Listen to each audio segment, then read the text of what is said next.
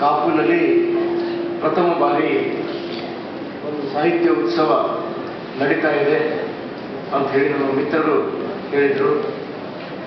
ಒಂದು ದಿವಸದ ಈ ಉತ್ಸವದಲ್ಲಿ, ಸಾಹಿತ್ಯೋತ್ಸವದಲ್ಲಿ ಪ್ರಸಕ್ತ ವಿಷಯಗಳ ಬಗ್ಗೆ ಬೇರೆ ಬೇರೆ ಗೋಷ್ಠಿ ಚರ್ಚೆಯನ್ನು ನಡೆಯಲಿಕ್ಕಿದೆ.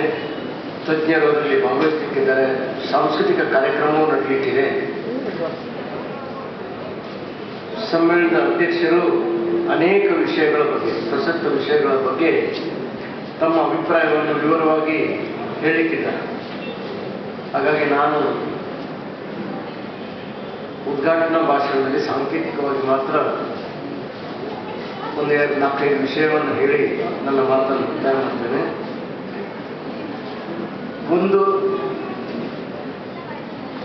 ಈ ಸಾಹಿತ್ಯ ಸಮ್ಮೇಳನಗಳು ಅದು ರಾಜ್ಯ ಮಟ್ಟದಿರ್ಬೋದು, ವಿಶ್ವ ಮಟ್ಟದಿರ್ಬೋದು, ಅಖಿಲ ಭಾರತ ಮಟ್ಟದ್ದು ಎಲ್ಲವನ್ನು ನಾವು ಭಾಗವಹಿಸಿದ್ದೇವೆ. ಹಾಗಾಗಿ ಅಲ್ಲಿಂದ ತಾಲೂಕಿನ ಮಟ್ಟದವರೆಗಿನ ಈ ಸಾಹಿತ್ಯ ಪರಿಷತ್ತಿನ ಉತ್ಸವದಲ್ಲಿ ಬಹಳ ಪ್ರಮುಖವಾಗಿ ಆಗಬೇಕಾದಂಥದ್ದು ಕನ್ನಡದ ಪಾರಮ್ಯ ಎಲ್ಲ ಕ್ಷೇತ್ರದಲ್ಲಿ ಬರಬೇಕು ಅಂತ ಹೇಳುವಂಥದ್ದಕ್ಕೆ ಒತ್ತು ಕೊಡುವಂಥದ್ದು.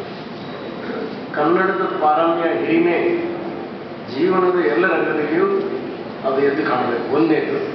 ಎರಡನೇದು, ಜೀವನದ ಎಲ್ಲ ರಂಗದಲ್ಲಿ ಕನ್ನಡದ ಮುಖಾಂತರ ನಾವು ಎಕ್ಸಲೆನ್ಸ್, ಶ್ರೇಷ್ಠತೆಯನ್ನು, ಉತ್ಕೃಷ್ಟತೆಯನ್ನು ಪಡೆಯಲಿಕ್ಕೆ ಪ್ರಯತ್ನ ಮಾಡಬೇಕು.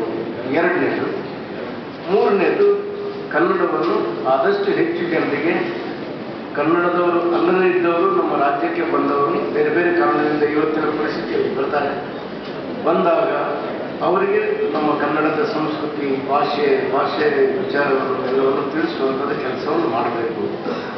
ಕನ್ನಡವೇ ನಮ್ಮ ನಿತ್ಯ ಜೀವನದ ಉಸಿರಾಗಿರಬೇಕು ಅಂತ ಹೇಳುವಂಥ ಒಂದು ತತ್ವದಿಂದ ನಾವು ಇದನ್ನು ಅಖಿಲ ಭಾರತ ಮಟ್ಟದಲ್ಲಿ ಮತ್ತು ಕೆಲವೊಂದು ವರ್ಷಕ್ಕೊಮ್ಮೆ, ಮೊನ್ನೆ ಇತ್ತೀಚೆಗೆ ಬೆಳಗಾವಿಯಲ್ಲಿ ವಿಶ್ವ ಕನ್ನಡ ಸಮ್ಮೇಳನ ನಡೀತು.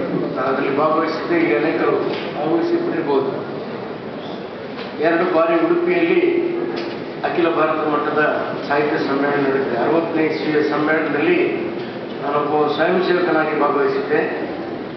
ಮೊನ್ನೆ 74ರ ಸಮ್ಮೇಳನ ನಡೆದಂಥದ್ದು 2008ರಲ್ಲಿ.